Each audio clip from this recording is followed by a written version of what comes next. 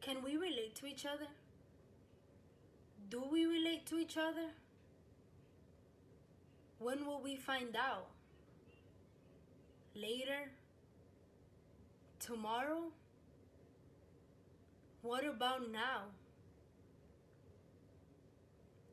Divisions,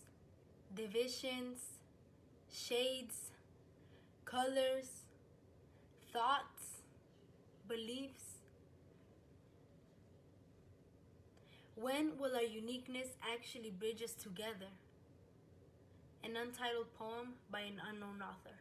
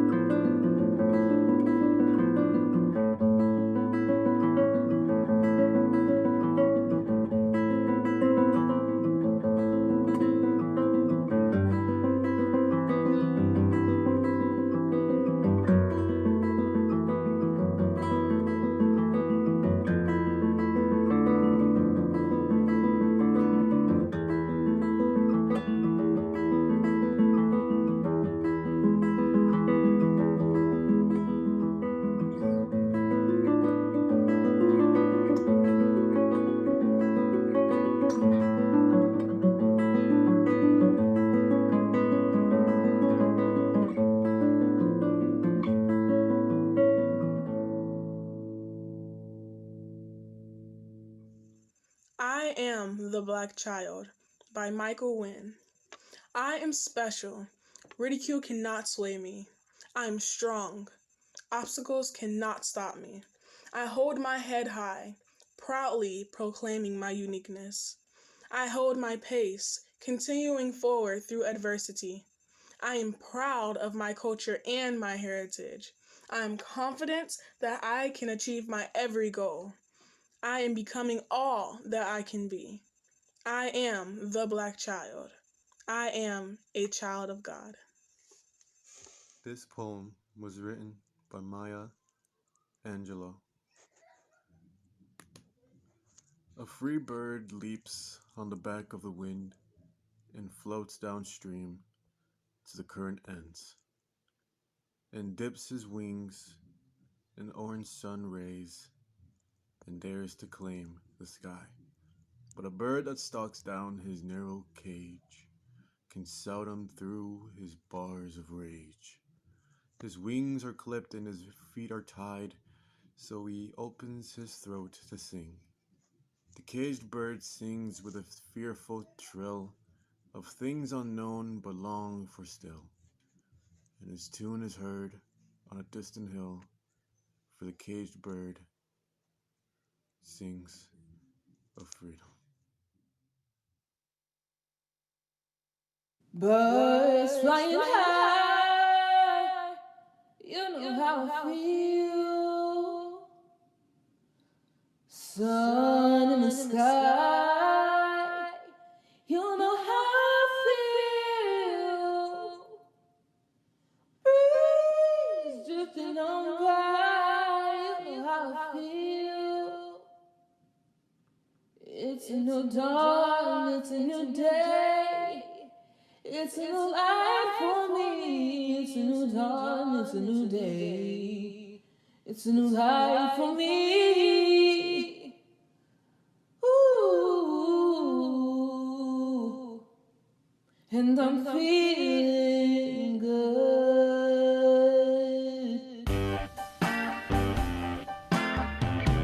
And I'm feeling good. And I'm feeling good.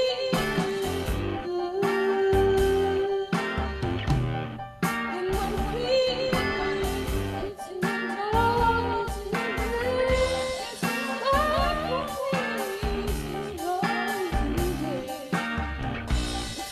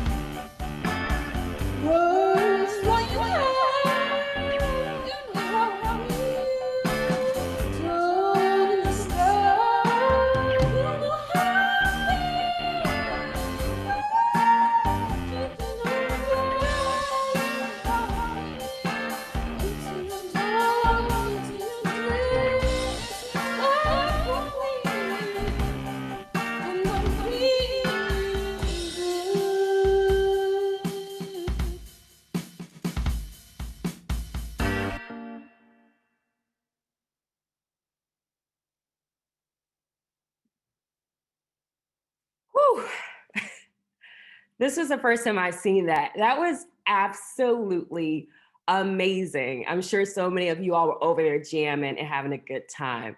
What a great way to start this morning. Good morning. Happy Black History Month and welcome to Q3 PD. It's so good to be with you all today. And again, those performances were amazing. I continue to stand in awe of our students. And we have such powerfully talented students. And I am so grateful their voices and gifts were in this space today. So thank you so much. And thank you particularly to the teachers and coaches and advisors who continually pour into our students and encourage them to pursue their passions, particularly during these times. You know, it's hard to believe that it's been a year since we were physically all together in one place. The exact date was February 28th, 2020, in the Mansueto High School gym. When we announced that we would be closing due to the pandemic just a couple weeks later, never, ever in my wildest dreams could I have imagined that we would still be here a year later. So much has happened in a year. So much has changed in a year. I've learned several lessons. I've experienced many frustrations and sad moments. I've missed my family, my friends, our students, and I've missed you. We've been at this for a while, and in doing so, in some ways, we've become more resilient. We've established some routines, and we've created various coping mechanisms to get us through these challenging days. And yet, for some reason, these past few weeks and couple months of 2021 in particular have been tough.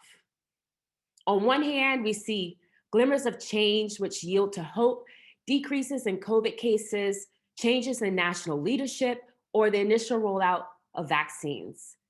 Yet, on the other hand, the end of the tunnel still feels so far away.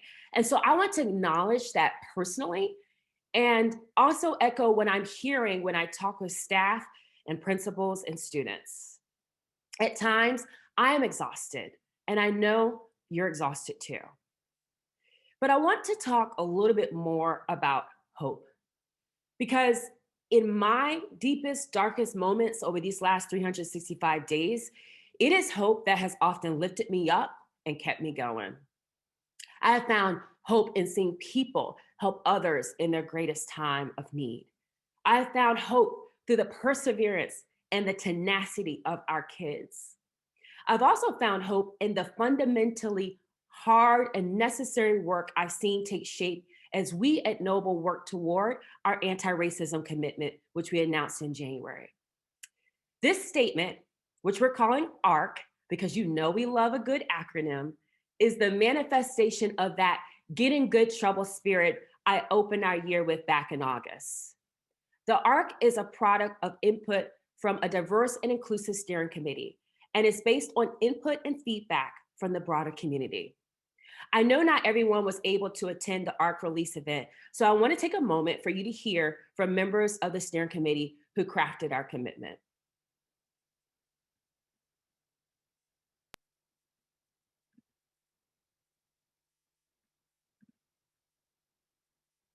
Anti-racism at Noble, our commitment. Anti-racism at Noble is the continual process of dismantling the systems or policies at every level of our organization that perpetuate and support racism through assimilationist, patriarchal, white supremacist, and anti-Black culture. Anti-racism means a redistribution of power, where the voices, experiences, and brilliance of all of our people, especially Black and Brown students, alumni, staff, and families, inform and shape our decisions. This means centering the voices and experiences of our students, families, and communities. In creating culturally relevant schooling that affirms the lived experience and traditions of all who make up our community. Noble is committed to working with our community, accepting our past, and creating a new path forward. Noble acknowledges that its past policies and practices have promoted assimilationist, patriarchal, white supremacist, and anti-Black culture. Noble is committed to using this moment in our nation's history to evaluate past practices that may have harmed the academic, social, and emotional well-being of students, former students, alumni, families, staff, and the communities we serve. Noble is devoted to learning from our past and forging a more just future for all that we serve. In order to continue our path toward becoming an anti-racist organization, we, individually and collectively, commit to re-examining our past policies and practices that have encouraged assimilation or negatively impacted our students, staff, and communities. And where appropriate, intentionally changing policies and practices in the interest of equity. Addressing anti-Blackness at Noble and redressing that harm. Institutionalizing continual, critical self-reflection that promotes ownership and culturally responsive and sustaining practices at every level of our organization. Building our individual and collective consciousness about race and racism, and examining our implicit biases and areas of privilege. Ensuring that all of our community members, including students, families, and staff, have the space to be their authentic selves and ensure their voices are heard. Approaching all of our work with a lens of intersectionality, taking into account an individual's overlapping identities and experiences. For example, race, gender identity, sexual orientation, social class, citizenship, etc., in order for the whole person to be valued and affirmed in all spaces at Noble. Building curricula that welcomes and affirms each student's unique identity and values community cultural wealth. The order of our commitments is not indicative of importance, chronology, or priority. They must all live constantly and continuously.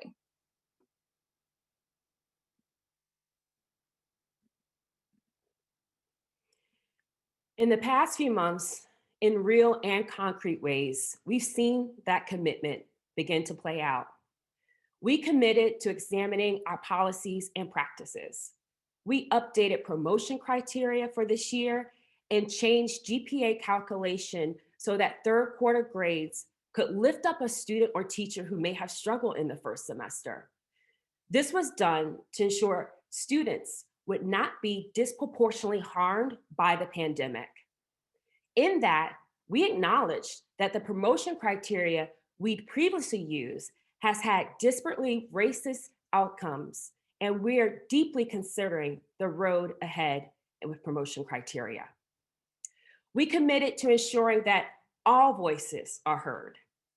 Our equity team created a survey for parents and families, and we received over 4,000 responses. This feedback will form the basis of a fundamental reexamination of our student code of conduct, Noble's core values, and identity framework, and more. Our committees are forming to take up each one of these projects and are leading equitable and inclusive processes to gather that feedback for the road ahead. We committed to addressing anti-Blackness and redressing the harm. Our Black Scholar Experience Working Group released this report and recommendations, which you'll hear more about today. This past week, we shared a path of reconciliation to students and former students at Noble who were forced to repeat grades. Next week, families will receive communication, sharing that change. And in the weeks ahead, we're making efforts at the campus and Noble-wide to ensure eligible students who want to return to their original grade are able to do so. Put simply, we're going to do everything we can to reconcile with our past, redress harm, make right what we've done wrong, and help students move forward. This work is hard, at times complex, and if I can speak my truth, it can be emotionally exhausting. I cried a couple times during the reconciliation and repeater conversations we had as a team. And at the same time, despite all of those things, we have a responsibility to do this work and to do it right. I am thankful for all of you who are pouring so much into this work and our students so that we can do just that, get it right. I see you going above and beyond, and I am truly, truly, truly grateful. During our ARC launch and in the weeks since, as I've connected with many of you, some of you have voiced urgency to make changes now, a feeling that progress is too slow and we need more action right now. I get that. I know we all feel that urgency, and that is based in a desire to do right by our students as fast as we can. But we also cannot become anti-racist by acting in racist ways. Our ARC underlines and highlights that the voices of our students and families must be at the center of our decisions. It would be easier to make some choices about our path forward in a small meeting of leadership, but then this work would be performative and fall short of our commitment.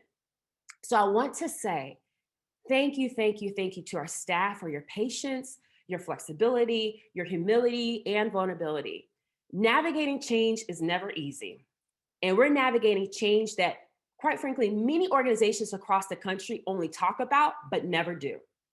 And we are navigating that change while we are also navigating a pandemic. I want to dig into some of the specifics of one of those streams of progress. And so I asked Dr. Janine Franklin to share on the Black Scholar Experience Working Group report that you received a few weeks ago. Thank you, Dr. J.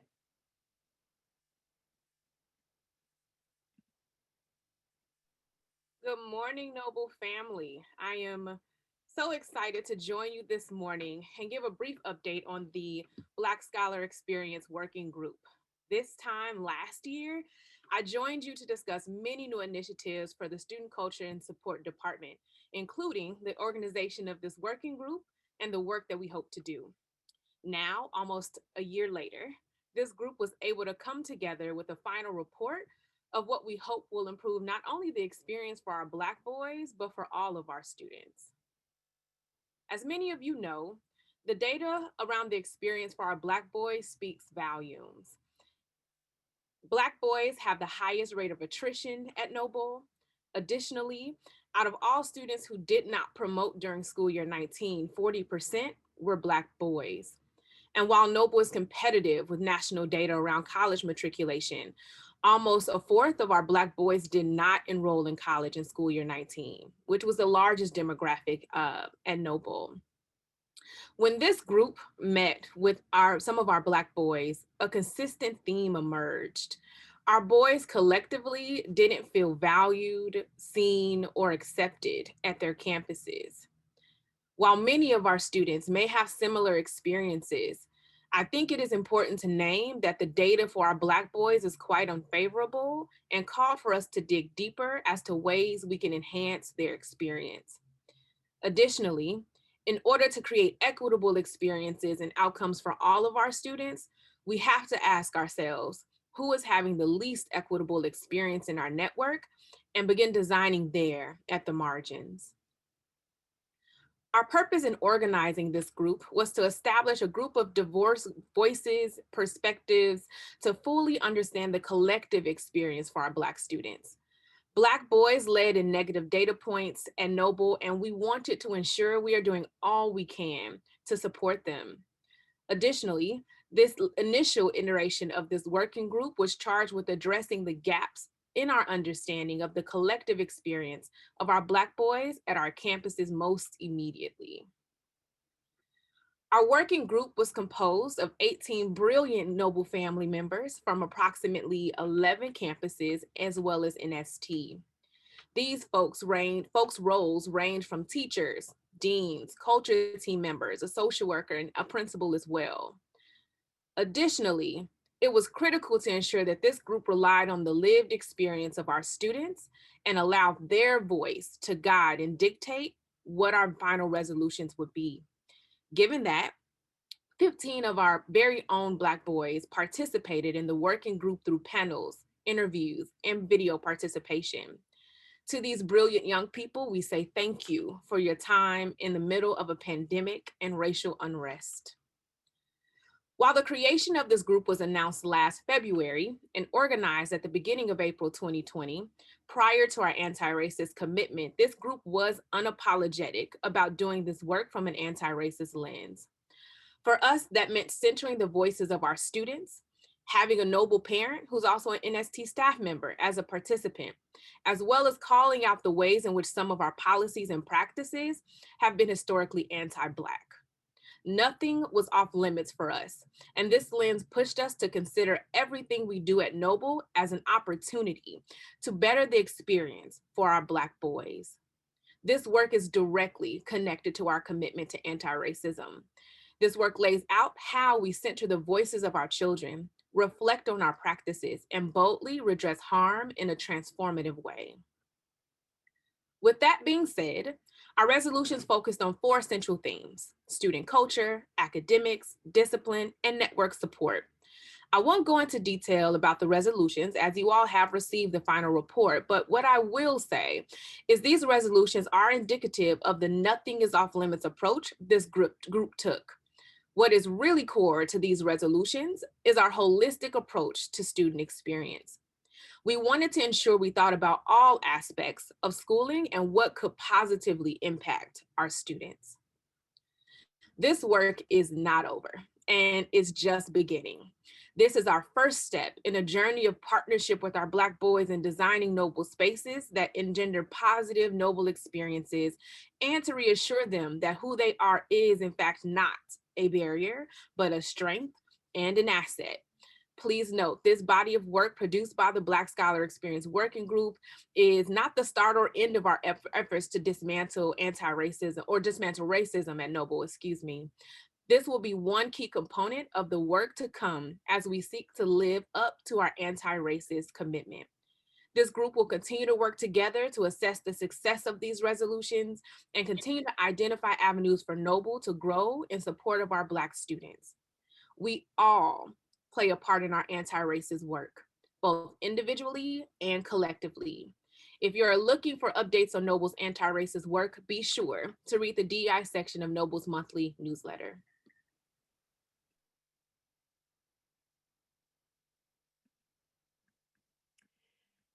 Thank you so much, Dr. J. The work that you've led with the Black Scholar Experience Working Group embodies just one example of our continual evolution in our anti-racist work. Much of what you've heard from me and other leaders at Noble this year is focused on what Noble is not. What are the parts of Noble that were wrong or racist or no longer serving students, families, and staff? This interrogation is a crucial part of real anti-racism work. We have to examine and break down before we can build back up. But in that space between breaking and building, we can feel unsettled, unanchored. So I want to remind everyone of what will always be true at Noble. We care deeply about the dignity of our students, their loved ones, their stories, and their communities. We believe in learning. We want our students to grow academically and personally during their time with us. And we feel a tremendous sense of accountability toward that endeavor. We support students in their post-secondary choices, and we are unapologetically pro-college. And we commit to honoring the aspirations, whatever they may be, of our students and their families. Let's hold tight to these truths today as you take the time to reflect about how your work is going and where you want to evolve. In our last moments together today, I want to share an update on our response to COVID-19 as a Noble community and family.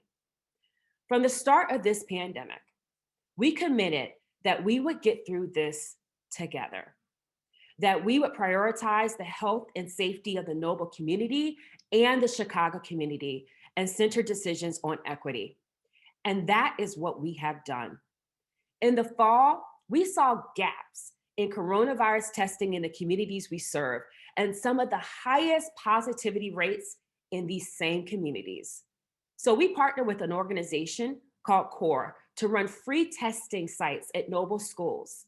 To date, nearly 5,000 Chicagoans have received free rapid coronavirus tests at Noble schools across the city. We committed to making sure closed buildings didn't mean any student or family would go hungry. So we have served over 782,000 meals at Noble schools since March. That includes more than 21,000 meals handed out at our coronavirus testing sites. We knew meals and free COVID testing weren't enough, so we created the Noble Family Support Fund to meet the needs of families who experience unexpected financial burdens because of the pandemic. We've raised more than $1 million from philanthropic donations for that fund. More importantly, we've already sent more than $700,000 directly to over 600 Noble families. This is all, of course, on top of the Herculean effort and work from our teachers and staff, everyone who has helped us transition to remote learning, operations staff to purchase thousands of Chromebooks and hotspots to make learning possible, and the critical social emotional support that social workers and so many others have provided to our students. I remind us of all of this because I am so incredibly proud of all the people at Noble who have stepped up to make this work happen. Together, we have risen to this moment. We did these things because we know that COVID-19 has disproportionately impacted our communities, and we did it simply because it was the right thing to do. This work is all connected. Our response to COVID-19, our anti-racism commitment, we've done our best to respond strategically with equity at the core of our decision-making. The racist systems we are dismantling are pervasive. They aren't just confined to education. It expands into all facets of our lives. And I understand the legacy of racist health disparities in this country and here in Chicago. I am also aware of the resulting historical distrust, a distrust stemming from a legacy of racist healthcare policies, unequal access to care and distribution of resources, and a lack of inclusion into medical trials and studies that have perpetuated inequitable outcomes. I understand this as a Black woman, and I must admit, last fall, I was incredibly skeptical of the vaccine for these reasons, so much that I had decided at that time that I would not get the vaccine. I told my team this. But then a few things happened. My dear sweet Justin got COVID-19, which led to him having to go on leave from work for a couple months. My cousin Johnny passed away from COVID-19 in December. I myself, as many of you know, underwent surgery in December. And in that moment, I realized how much I needed to trust science to make it through that tough time. And all the while, I've been devastated time and time again by the over 600 requests I have received directly over the past year for support for Noble families whose lives have been devastated by COVID-19. I made a decision early on to read every story, every request, no matter how hard, no matter how busy my day might be. So as a leader of this organization, I could be constantly aware of what the people I work in service to are going through. These things made me change my mind, and I ended up getting the vaccine. We've all been on a journey over this last year. I know I have. And at times, things have shifted dramatically month to month, week to week, and sometimes day to day. But the reality is this: the more our community gets vaccinated and sooner, the more we can protect our Noble family and Chicago community. So I encourage you to get the vaccine if you are able to. I am proud to say that as of today, every Noble staff person has had at least one opportunity to receive the Pfizer or Moderna vaccine through our Noble partnerships. And we know that numerous staff have found other opportunities for vaccination through their primary medical care providers, the City of Chicago, or otherwise. We might not ever know the lives we are saving by doing this. It could be our very own life. But I do know this. This is life-changing and life-saving work that is happening. Lastly, I want to address the road ahead. We are still determining what our path will be for the upcoming fourth quarter, which begins on April 12th. As I mentioned earlier, things are continually shifting, and it is important that we take the time to do it right. But here's what I can commit to. As we've done in the past, advance notice. We're going to value input from our community. We're going to do comprehensive safety measures, a focus on equity, and thoughtful preparation for next school year. And we also know Step 2 and Step 3 programming is already possible and is happening in some of our campuses. Sports and student support groups are up and running. And so I want to say thank you to those staff who have been leading this charge all year long, and to those who will join them in the weeks to come. I know this isn't the year that any of us signed up for last February when we were last together in the Mansueto gym. But together, we have risen to this occasion, and I know we will again over these next few months. Have a wonderful, wonderful day of development. Happy Black History Month, and get into some good trouble, Noble. See you next time.